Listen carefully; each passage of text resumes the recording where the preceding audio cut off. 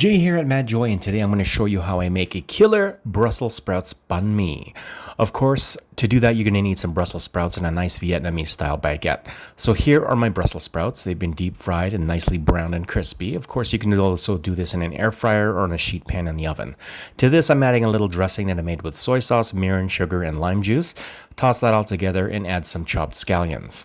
Now, to the baguette, I'm adding some plain vegan mayo, and once I add the Brussels sprouts, the shoyu dressing will combine with the mayo, much like a conventional banh mi when the Maggi combines with the aioli. Flavor happens. Now I'm just going to be topping with some vegan cheese. This is chow if you're curious. After that, it's into the toaster for about 4.5 minutes.